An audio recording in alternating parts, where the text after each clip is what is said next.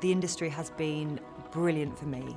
I know that there are some things that I look back and I think, oh gosh, I wish I'd been able to handle that better, or had the people and the tools around me that I could have approached that better. All in all, I had a great time and met some fabulous people. I still think there's a lot of stigma around mental health and well-being, but we have come a long way. You know, there are times when you come away from a shoot that didn't go too well, and as a model in front of the camera, often it can feel like, or it is directed at you, because the buck stops with you. You are the photo. I've seen times when the crew are tired, the photographer's ratty, the makeup artist isn't getting the look right, and it all kinds of gets transferred to you. And not to mention that you can also be the one really coming in late, tired, moody, not feeling confident in yourself, reactive because you got 5 hours sleep and because you were late getting there. And so the whole thing can turn into a horrible mix of discomfort, and that can kind of haunt you as well. And then the next time you walk into a job and you see someone who was on the job that didn't end so well, you're a bit like, oh God, they're going to tell everybody and this is awful.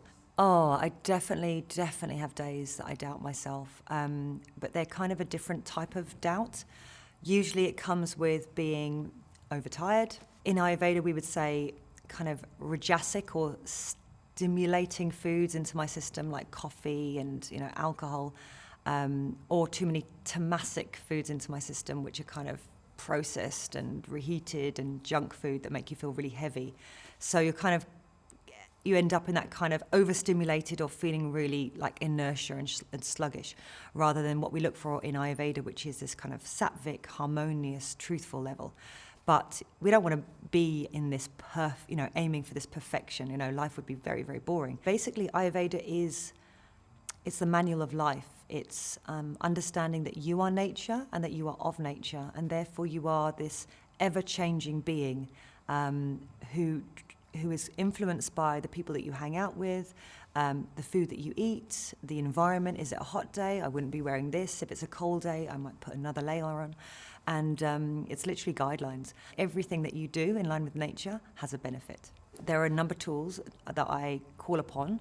Many of them have come from the philosophy of Ayurveda, but they have been brilliantly translated into kind of many forms. So you might have heard of things like breathe, slow down and breathe, take a beat. These are all designed to really calm the nervous system, and it can be done quite quickly. The more you practice it, the more you can actually find a calm space. And in that moment, you become a little bit sharper, and you also give less of an F, if you like. I can't think of another way to say that, but you actually have this kind of brilliant feeling of, I am what I am, and I'm proud to be what I am. So if I don't deliver what they're looking for, that's their expectations, I will do my best. And so to get to that point requires a self-care practice, and often that's missing from our daily lives, because nowadays with technology and a world that moves very fast, we fill and cram every moment, so we don't get a lot of time to kind of sit with ourselves and get to know ourselves.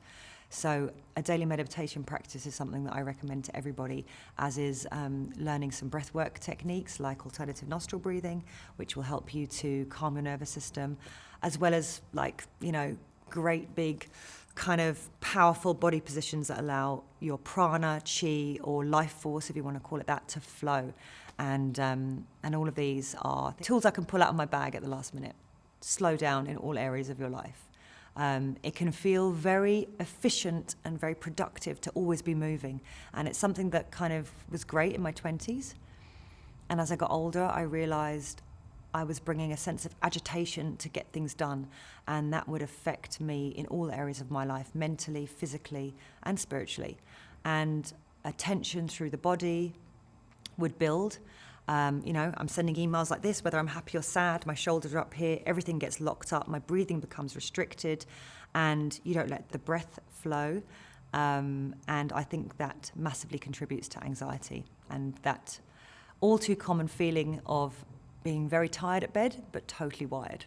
I would say find a way to slow it all down, and my goodness, you become more efficient. So there's plus sides. As the pace picks up with technology, we have to create a slowness that balances that out. If I look back to all the days when I struggled to have something like this accessible to me, would have made all the difference. The more people that have access to Be Well Collective, means that we are all kind of operating in a much more beautiful and free world, because we're not restricted by this notion that I don't have what she has, or he's got it better than me, or why can't I be more like that, or I'm very like this. You know, and we realise we can be whatever we want. If we're energy and we're accessing energy, take the energy that you want. It's all up for grabs.